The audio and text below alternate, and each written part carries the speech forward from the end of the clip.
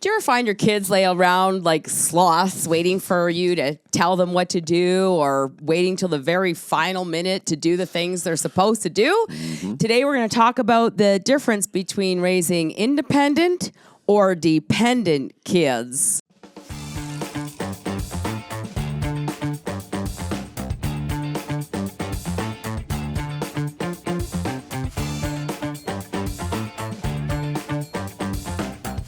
Welcome to Learn to Speak Kid podcast. We are Bonnie and Thomas Liotta. And we help parents transform the most defiant child behavior without mind-altering medication, years of therapy that goes nowhere, or any type of harsh punishment. And today we're going to talk about the difference between independent and dependent kids. Mm-hmm. And Tom, I know you've worked with thousands of kids, so this is going to absolutely mortify you. But a couple of weeks ago, I was just kind of scrolling through Instagram, and up pops this very famous gentle parenting child advocate. And the advice to parents was, don't let your kids do anything independently because they basically feel more safe and secure when you do everything for them. And I was like, is this advice straight from Satan? Yes. Yeah, so you've worked with thousands of kids. I mean, I know that you have the reputation of, can you please fix my kids? So you had a lot of kids who were on the spectrum brought to your after-school program. Mm-hmm. So when I say that to you, what's the first thing that comes through your mind? She just doesn't know that she doesn't know that that's detrimental to the big picture. Yeah. But she's doing something, which is important, so kudos to her. Mm-hmm. But when you understand that there's that sacred passage, you do for so they can see it being done. But, when you see kids get into anything and everything, they're basically playing monkey see, monkey do, and they want to turn. So the fact that you do for without letting them have a turn, well, I don't have to ask how well is it working. Yeah. Because it's working perfectly in the wrong direction. Yeah, like I know before I became a parent, first of all, I had a dream that all kids would know their greatness by the age of 12, and I've had that dream since 1994. Well, I started having kids about 5 years after I shared that dream with my dad, and I really thought, Tom, I was going to love my kids so much. I was going to lavish them with attention. I was going to make sure that they knew how special they were. And that intention as a mom literally backfired on me because by the time my oldest son was 12 years old and my youngest son was 6, I had 4 kids all over the spectrum, the most severe case of ODD the school psychologist had ever seen, 3 kids diagnosed with ADD, well, I want to say ADD because back then it wasn't even ADHD, but now it is. So that's confusing and controversial in itself. Like, why do things have to change over time?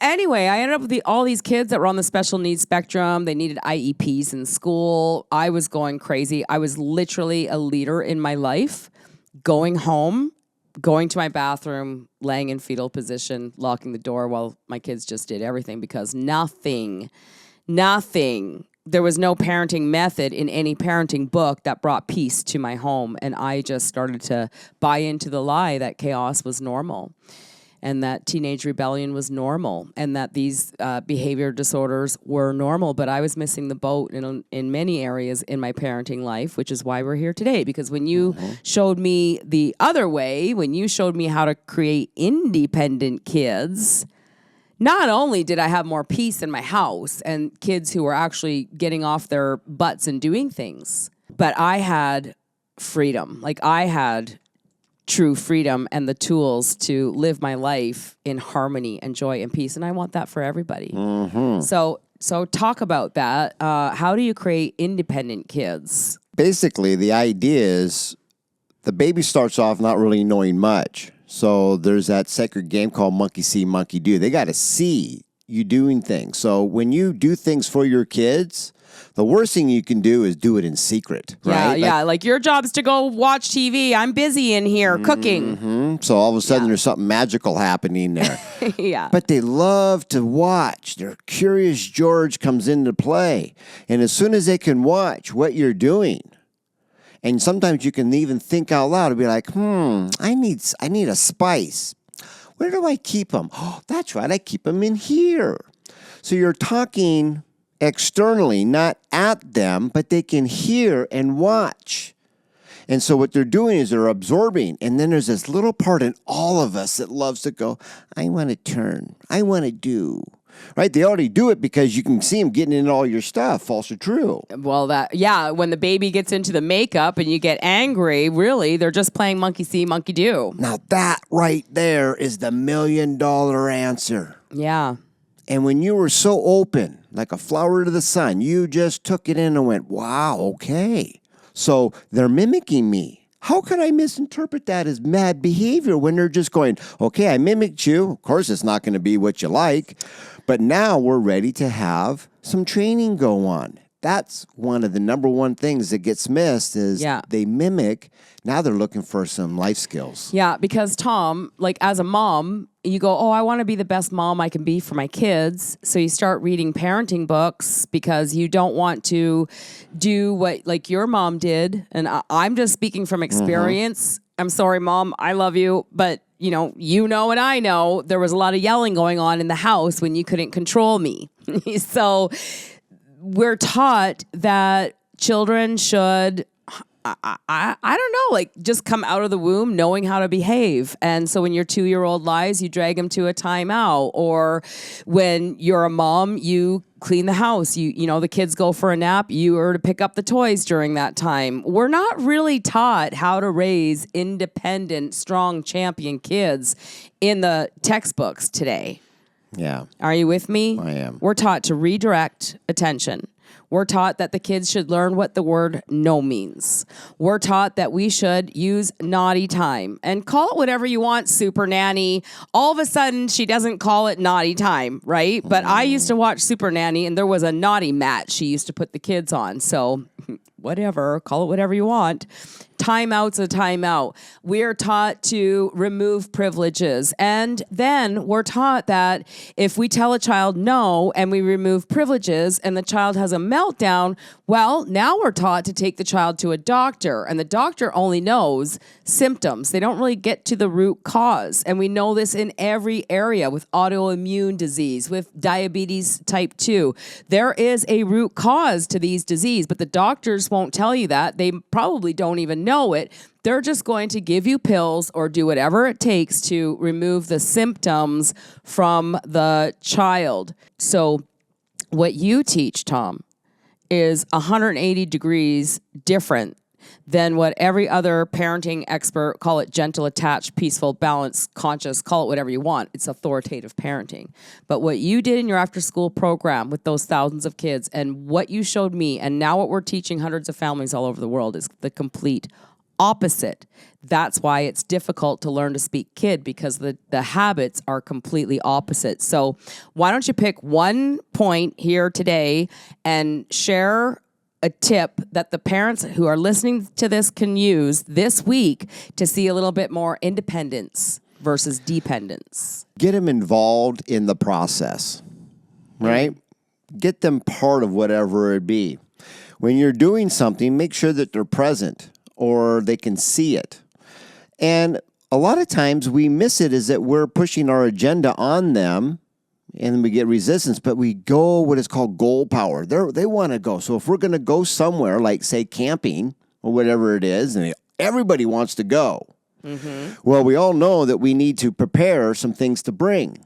Yes. So if mom brings everything, well, then we violated the code. So we all go, well, I know I'm going to have my jacket. Who else wants to be warm when you're there? I do. Okay. So can I get your jacket, or did you want to get your jacket?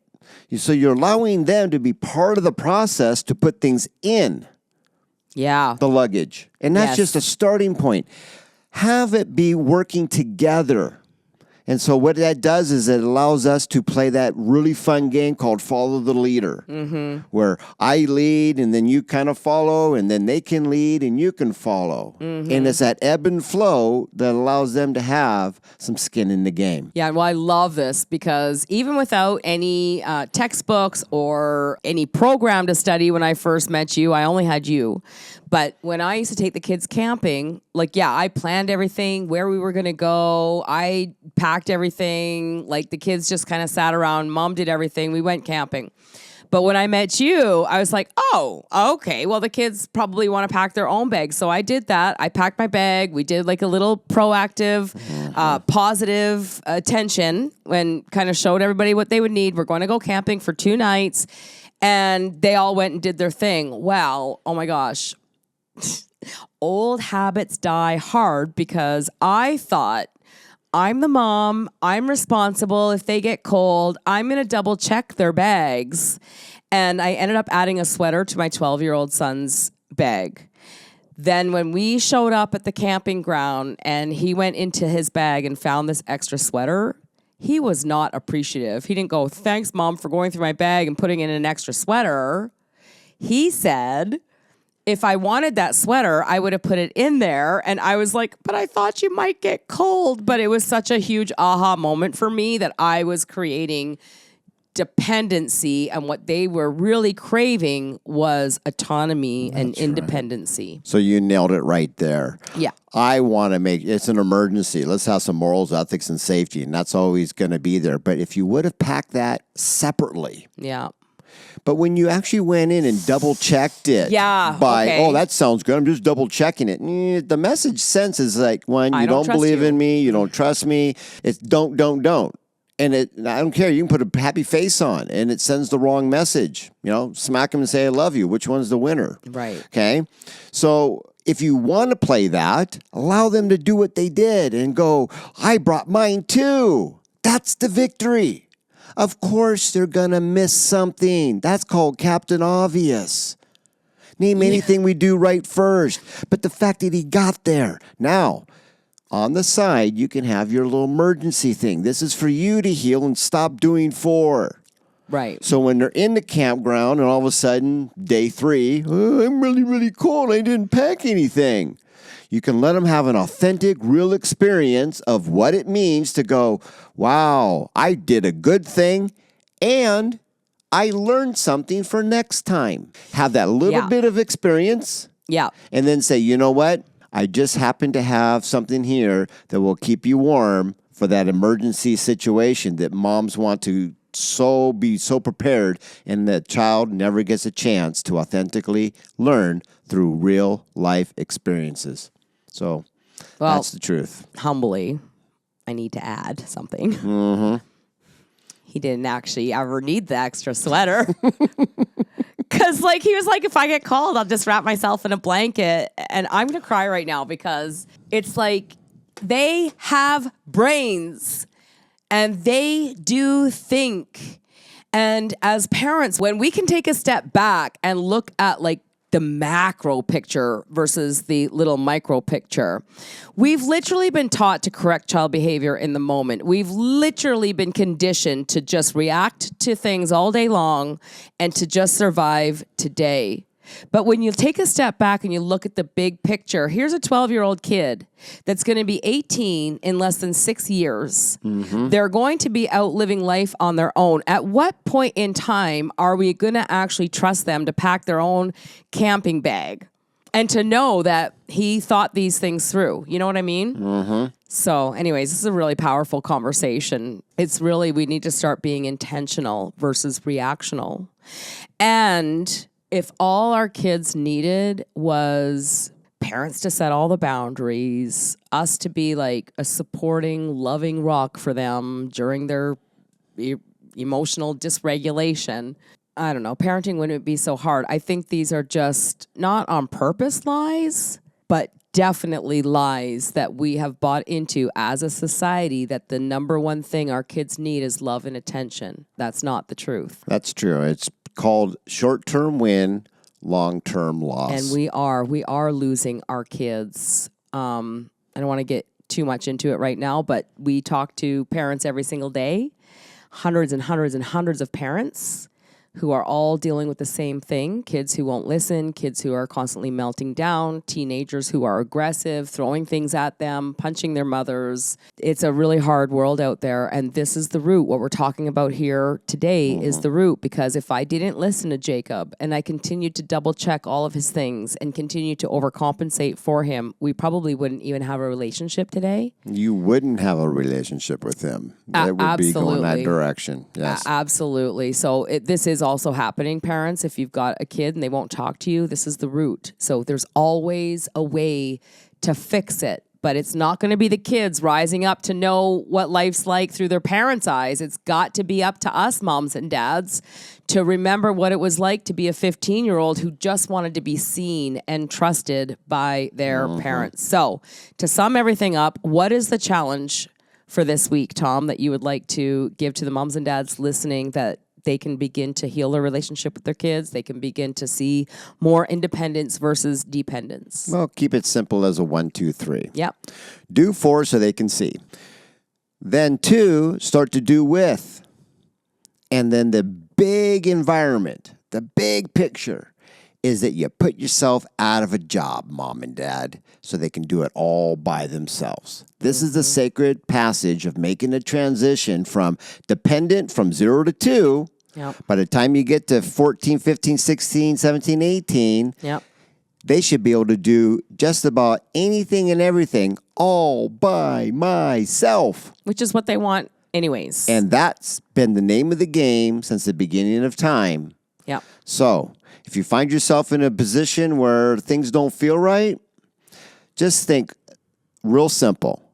Maybe there's something I'm missing, or I'm doing it backwards.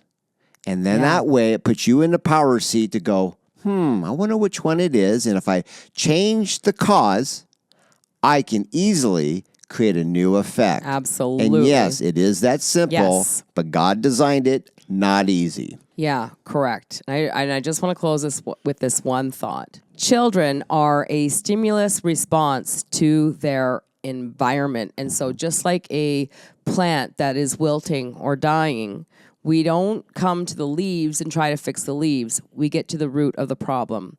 And what we're saying here today is the root of dependency is not enough opportunity for the kids to be involved and to start doing things on their own, because every little thing a kid can do on their own that makes them go, look what I just did. And I'm talking like when Zach turned the hose, when he was turning it tighty-righty, when he was turning it right instead of left and it wouldn't turn on. He was like, I can't get it to turn on.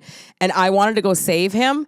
That is a defining turning point moment in our lives, that little everyday moment, because you were like, leave him alone, leave him alone. And then he was able to turn it the opposite direction. I think you just threw out a question. He turned it the opposite direction and the hose came on.